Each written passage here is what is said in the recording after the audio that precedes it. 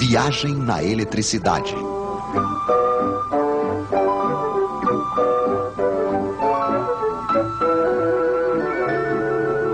Entre menos e mais. Senhores conceituados em uma certa época descobriram a eletricidade. Eles tinham rodelas de metal e de pano molhadas em um ácido, que eles empilhavam umas sobre as outras. Isto fazia uma pilha de rodelas, uma pilha elétrica.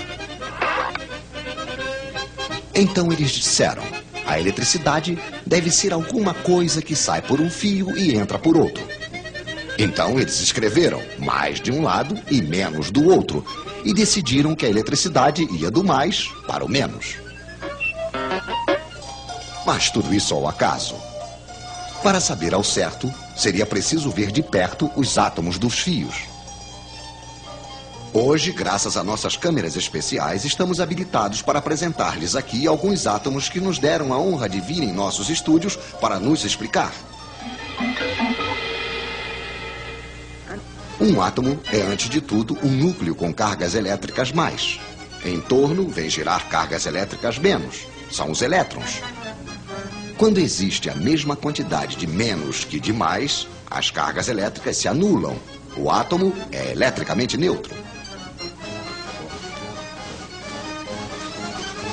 Mas os elétrons adoram passear. Então, assim que falta um elétron, há uma carga a mais que não é mais anulada. O átomo não é mais neutro. Ele se torna positivo. E quanto mais lhe falta elétrons, mais o átomo é positivo. Ele só terá uma vontade, o átomo, claro, que é a de recuperar elétrons.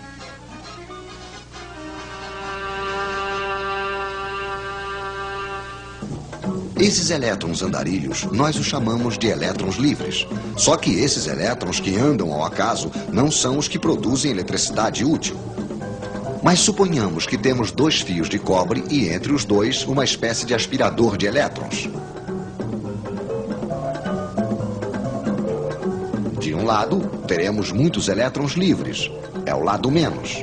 Do outro lado, faltará. Onde os átomos são positivos, é o lado mais. Existe entre os dois fios aquilo que chamamos de diferença de potencial, de volts. Por que volts? Ah, sim. O senhor que tinha inventado a pilha elétrica se chamava Sr. Volta. E quanto mais elétrons faltar de um lado, maior se torna a diferença de potencial. Mais volts há. Ao longo dos fios, os átomos certamente só terão uma vontade: recuperar os elétrons que estão no outro fio. Vamos deixar os elétrons passarem. Vamos fazer-lhes uma passagem, mas estreitíssima. O filamento de uma lâmpada, por exemplo.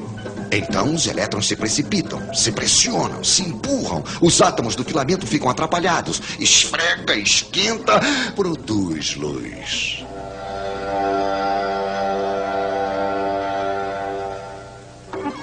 Temos uma corrente de elétrons que vai do menos para o mais. Pois é, os nossos senhores se enganaram de direção. É verdade que eles não sabiam ainda o que eram os elétrons. De um lado, então, uma bomba a elétrons, um gerador. Do outro, um receptor, isto é, um aparelho onde os elétrons passam produzindo energia. Lâmpada, radiador, motor elétrico, etc, etc. Mas se recuperamos energia de um lado, é preciso fornecer do outro lado, ao gerador. Nas pilhas, é energia química. Um ácido ataca um metal. Quando o ácido está usado, não há mais volts. Podemos também utilizar a energia solar. Podemos também fazer girar um ímã diante de uma bobina. Aí é preciso energia mecânica. É um pouco desse modo, porém mais complicado, que é fabricada a eletricidade que chega na casa de vocês. Mas não tentem saber onde está o mais e onde está o menos.